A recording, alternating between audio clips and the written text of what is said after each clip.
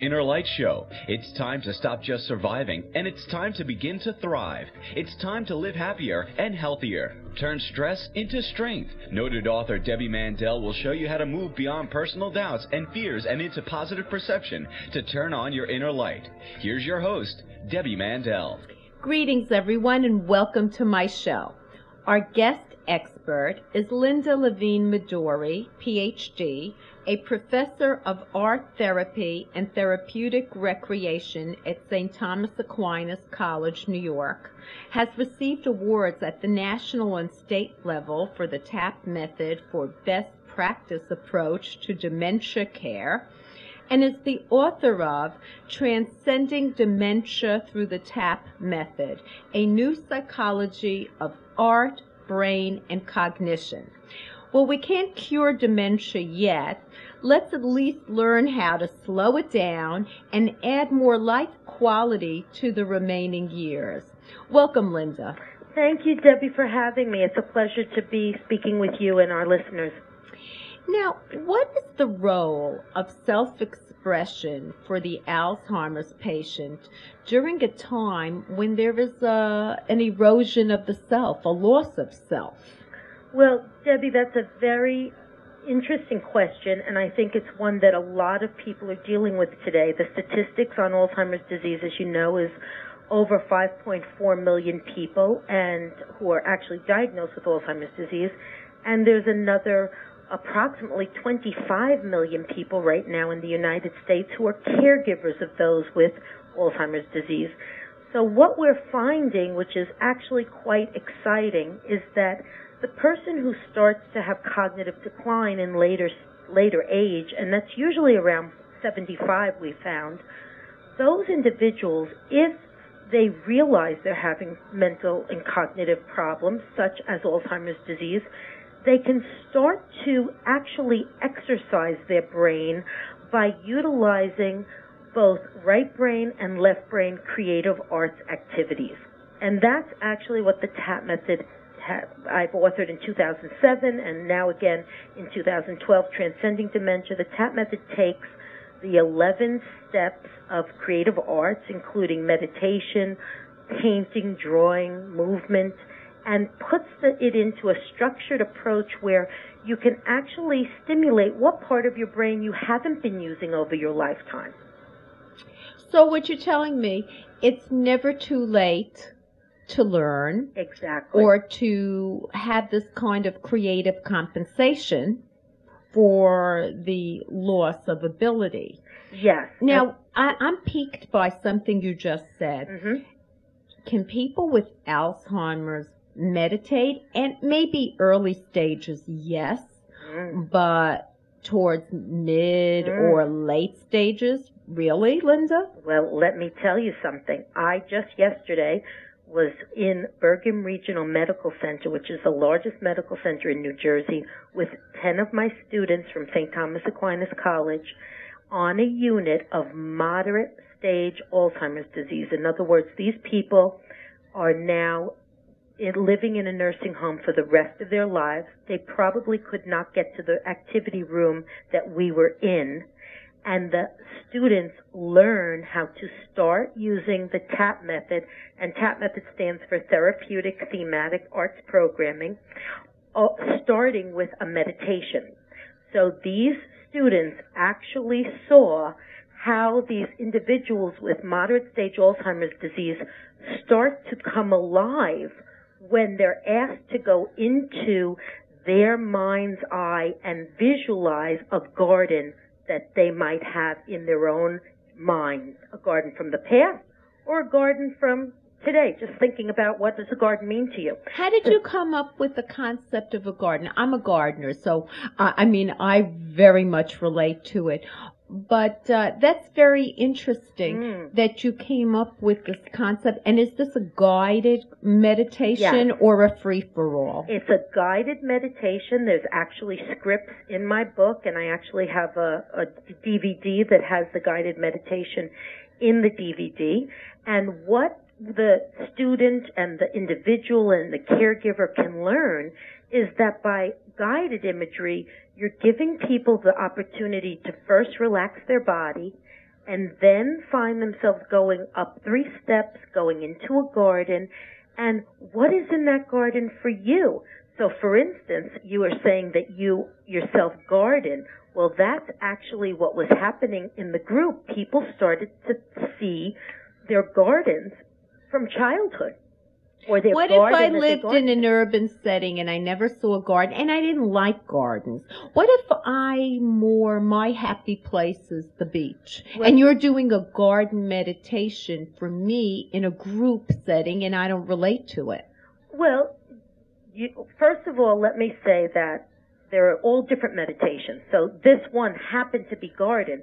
Not all the guided imageries are gardens. Mm-hmm. So I think But what happens to me in the group setting when you're doing a garden meditation and I have no relationship to it? How do you handle me? You know, I have to tell you honestly, I've never had anyone not relate to seeing a flower. Because really, think about the construct of a garden. It's flowers. So you might not have meet my children because I garden so much. I think they have cultivated an aversion to it. I mean, leave it to me to ask you that kind of a strange question. Yeah, I mean, really, because everyone enjoys flowers. I mean, really, most everybody. What shocks me is that when men come up with a very vivid, for instance, yesterday in the session that we had, the men were talking about tomatoes that they had planted, the vegetables that they cultivated from their garden. I guess they're not from Manhattan. Well, you know, don't forget, Manhattan used to be farmland. Yeah, that's just true. Not that I've ever seen it, but that's fine. Before our time. But yeah. Maybe, yeah. I think that the more important thing for, I think, people to understand is that, first of all, people with dementia, even in the moderate stages of dementia, living in a nursing home, still want to have a quality of life. Oh, for They sure. still want to have a happy memory ability. And what we now know through the neurosciences is that when we think about a memory that's positive, that actually stimulates our neurons to making new brain cells. So one of the things we talk about is enhancing conversation through reminiscing. And what better way to do that is through guided imagery and also the use of objects around us. Something else that the TAP method touches upon is that if you go into someone's house and you're a caregiver and you see in their house they have a seashell or they have a very large pine cone, one of the wonderful things about how we develop as a human is that we're very tactile and our senses... Let's hold that thought because we're going to a commercial break on inhuman activity, and we will return with Dr. Linda Levine Madori, author of Transcending Dementia Through the TAP Method.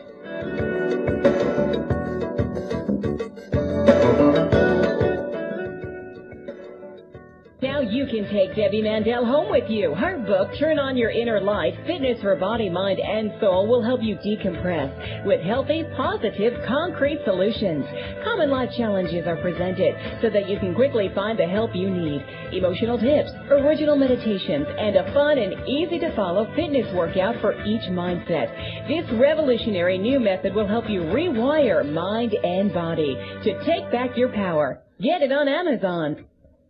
Are you overwhelmed with the burden of taking care of children, parents, or both? Are you taking care of everyone else except yourself? It's time to change your habits and re-energize. Debbie Mandel gives you an innovative and easy-to-follow program for good health and happiness. In her magical new book, Changing Habits, The Caregiver's Total Workout, Debbie Mandel shows you step-by-step how to find the optimal balance between giving and receiving and guides you to exercise and eat right to take care of yourself. What are you waiting for? Read Changing Habits and start training for your life. Life does not need to be a burden. Get Changing Habits, The Caregiver's Total Workout on Amazon.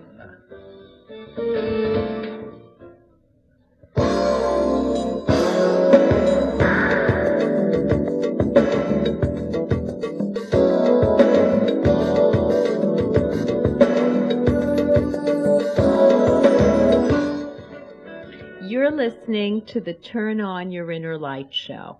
I'm your host, Debbie Mandel, and I'm speaking with Dr. Linda Levine Madori, author of Transcending Dementia Through the TAP Method. Linda, before commercial break, you were talking about the tactile sense and how you were bringing in not just meditation, but objects in your thematic approach to engaging the Alzheimer's patient. Yes. Do you want me to expand on that a little bit? Yes, please. Okay. Well, one of the things we're starting to realize is that, and it's interesting, you've probably read a lot about this and written a lot about this yourself, that we tend to get into habits. We're creatures of habit, which means that by the time we're 70, 75 years old, our right brain and our left brain is pretty much wired to what our lifestyle has been. So one of the things that the TAP method, therapeutic thematic arts programming, guides the reader is to how to stimulate the person into reminiscing about things that were meaningful in their lives and issues and memories that hold emotional impact. So, for instance, I was just talking about a seashell, finding a seashell. You know, when we were talking about meditations and the ocean and gardens. One of the things that's a powerful way of using objects is to have the person hold the object, to ask them what they think about it. Why is the seashell meaningful to them? This gives you, as I call, a window into their life, so that they might tell you about the fact that they... What if they don't talk to you? What if you do that and you put it in the hand of someone in middle to late stages? They've lost a lot of their speech and they smile at you or they laugh. There's a lot of nervous laughter in Alzheimer's and they don't say anything and they shrug. I don't know. Well, then you might not be able to interact on a verbal level with these people at that point. The TAP method is really designed for people who can actually still engage. They can still talk to you. You cannot do an activity such as verbal engagement or conversation with someone in, I think you're talking about the late stage. No, even middle. Even middle stages, sometimes they just smile sweetly, or they get confused and I don't know, or they're shy or inhibited. Well, you know, that shyness and being inhibited comes from the fact that you're asking them questions they don't know. So, for instance, if you remember, I started with, you're picking this object up from their environment. So if you go to their room and they have, for instance, let's get away from a seashell. Let's talk about if they have a puppet in their room or a clown or some type of mask that they've owned. And asking a person in moderate stage Alzheimer's disease something about their own possession, they know about that. See, where you get a lot of shyness and introvertedness happening with the disease process is because a lot of people are asking them things they don't know, like, what did you have for lunch? Or did you take your medicine? Or where are you? Or count backwards from 7. So that enhances their ability to disengage, where the TAP method enhances engagement. You learn and you take things from the person's environment that they are very well aware of where that came from. And they can tell you about their long-term memories, like vacations. The one thing we are learning more and more about is that Alzheimer's disease affects short-term memory, what we had for breakfast, you know, what the name of our, the nurses taking care of us. It doesn't affect long-term memory. I've seen it affect long-term memory where there's a confusion or a rewriting. I mean, I've seen that disappear too. In late stages, absolutely. But I think we have to, Debbie, be clear about you can't keep talking about all the jumbled stages. I think we have to be clear about the 3 different stages. Well, I found that in the mid-stages as well. I think what I gleaned, because I love the thematic approach, and I think it's a great way for us to engage in the arts, you know, musically. I thought there was a lot of heart and intellect in it, and rhythmically through movement and writing. I mean, I think that's really great, and I see how that applies so well in the early stages, or for anyone with mild cognitive impairment, which is the pre-stage, and doesn't necessarily have to go into Alzheimer's, or how bad any of us as we get older to try this. I think it's great. But I have noticed that patients in the mid-stage stages, and the book does talk about a lot of mid and late, they don't have that ability, and they... No, I disagree with you. All right. I do. I disagree. I think Okay. that what's happened, and I teach about this in my certificate training programs, Mm-hmm. what happens is the people, their staff, their caregivers, the people in the environment don't know how to interact with them. They're interacting with them as if they would interact with somebody on a subway right next to you, or, you know, someone that you meet in the hallways. I think that what our socio-economic and our cultural environments for caregiving has to shift is to realize that it's best to start talking to the person about themes, whether it's environmental themes, things that are in their environment, or seasonal things, whether it's the weather. Those type of interactions stimulate people talking. Mm-hmm. So I think that's, you know, I think you bring up an interesting point. Our culture is such right now where people don't know how to talk to people who have mid to late stage Alzheimer's. I mean, I had a conversation yesterday with my students after the meditation, and after they had a drawing session with these people, they asked them then to draw what they saw in their garden. Now, they don't have to be artists to pick up a colored marker and, you know, sketch something out that was meaningful to them. So what the TAP method really does, Debbie, I have seen, is though, it enhances the people in terms of what they have to share with people. Mm-hmm. But in the mid stages, I've seen people not sketch. I mean, sketching is a very kind thing, but I've seen them just But like, this is you the know, whole like point. a toddler. This is scribble. the whole point. Mm-hmm. If you just ask somebody, here's a piece of paper and a blank canvas, sketch something, you and I aren't even going to do it. This is the point of the TAP True method. that. I love that. This is But the we point. go to commercial break. I don't want to rush this fine point. We will return to it with Dr. Linda Levine Madori, author of Transcending Dementia Through the TAP Method.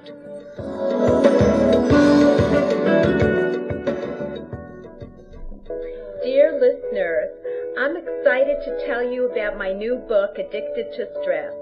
This is the message you need to hear. Are you addicted to stress? Do you do it all while everyone depends on you? Where's all this pressure coming from? It is coming from inside you. This is why my publisher, John Wiley, asked me to write Addicted to Stress, a woman's 7-step program to reclaim joy and spontaneity in life. This fun-to-read book teaches proven strategies to reclaim your life, silence your inner critic, build a healthy body, and reframe your thoughts to change your life for the better. Dare to be happy without the guilt. Addicted to Stress is easy to get. It's available at Barnes & Noble and other fine bookstores everywhere. You can also buy it at Amazon and other online retailers.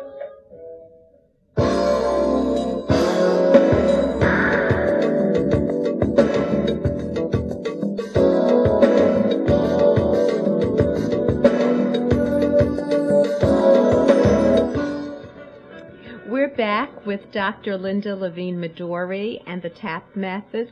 Now, Linda, so explain that.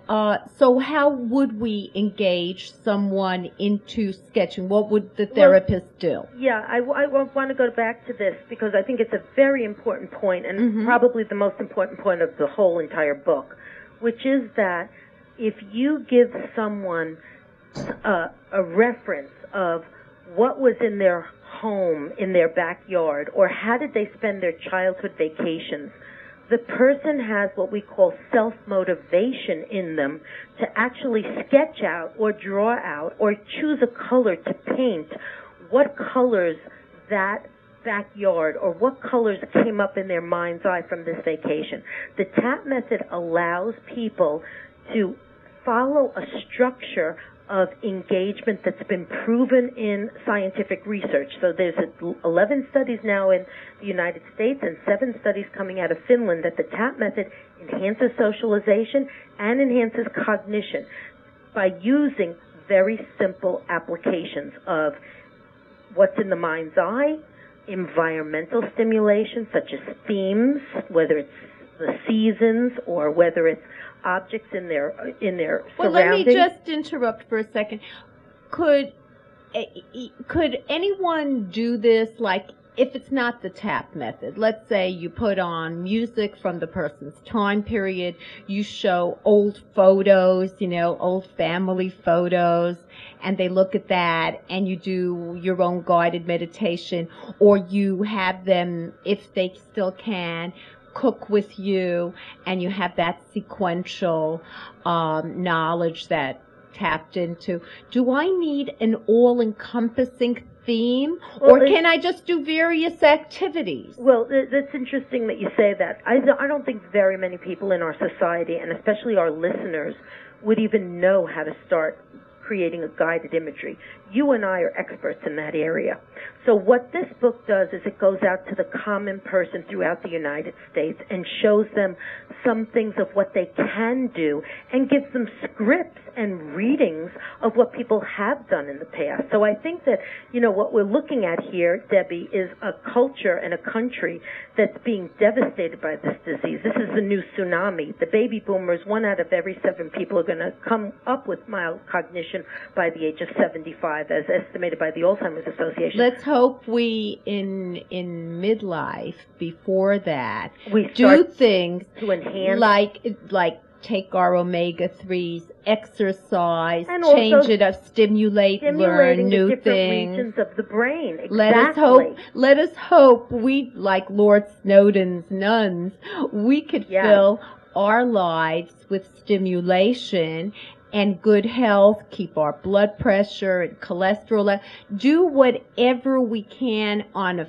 physical level that the American Medical Association tells us to do, with the added stimulation of constantly learning, socialization, and I think that we can hope to delay, perhaps. I know that prevent maybe. I don't want to be too optimistic. I never like to mislead our listeners. No. Sometimes it's in our genes, but we could do the best we can. I know you write a lot about neuroplasticity, and that is the buzzword of our time period. I wonder if the devastation in Alzheimer's is happening so fast that neuroplasticity, as many experts have said on the show, doesn't really apply to an Alzheimer's patient. Okay, that's Matter good. of fact, in 2007, Dr. Richard Fall out of Auckland University won the Nobel Prize for proving that. In 2007, he was given the Nobel Prize because he photographed in Auckland, New Zealand, new brain cells happening in those people who were over 90 years old, who had severe Alzheimer's disease and severe multiple sclerosis. So what he proved and was received the Nobel Award is that our brains are making new brain cells throughout the lifespan. So if you have someone, and this is a main point of the book, if you have someone who's an accountant, left brain, well, our time together has flown. You are wonderful and inspiring, and we want to hold on to that hope. Do you have a website where we can learn more about your work? Yes, please go to, for all the listeners, www.TAP, T-T-A-P, method, method.com. That's TAP method with 2 T's. So tap into your brain. Thank you very much for being a wonderful guest. Thank you. Affirmation of the week. When you return home after a day filled with triumphs, take out the trash. And now for the latest medical trends. Eating tomatoes and tomato-based foods is associated with a lower risk of stroke, according to new research published in Neurology. Tomatoes are high in the antioxidant lycopene. Eating an apple a day might, in fact, help keep the cardiologist away, new research suggests, especially in a study of middle-aged people consuming 1 apple a day. They lowered their blood levels of cholesterol by 40%, linked to hardening of the arteries. Not their overall cholesterol, but during whatever they ingested at the day. Indoor tanning beds can cause non-melanoma skin cancer, and the risk is greater the earlier one starts tanning, according to a new analysis led by the University of California. From Oregon State University, a new study has outlined for the first time a biological mechanism by which zinc deficiency can develop with age, linking and leading to a decline of the immune system and increased inflammation associated with many health problems, including cancer, heart disease, autoimmune disease, and diabetes. Now I'm going to change our direction. Coyotes are the largest of the mammalian carnivores to have made their way to and thrived in urban settings. The coyote is the test case for other animals, researchers say, such as wolves, bears, and mountain lions. Oh my, so they might be coming to our abodes. As flu season approaches, and I'm still on the subject of animals, people who get sick may not realize they can pass the flu not only to other humans, but possibly to other animals, including pets such as cats, dogs, and ferrets. This concept, called reverse zoonosis, is still poorly understood, but has raised concern among scientists and veterinarians. I was really blown away by that, but it makes sense. Some diseases have started with animals and transferred to humans. Now, if you're taking vitamin D to boost your immune system to avoid colds, unless you're really deficient, it isn't going to work. So save your money, because the latest studies did not find any reduction in severity of colds or catching colds. Well, we come to the close of another show. I have an educational website totally free on stress management, turnonyourinnerlight.com. And all the radio shows with the guest experts are archived for your listening pleasure. Click on the link and you go right into YouTube and you can listen to the radio show of your choice. Subscribe to my free newsletter from turnonyourinnerlight.com and you will get a fresh new article on stress management, all the health tips that I didn't even get to say because there are so many, and the latest radio shows emailed directly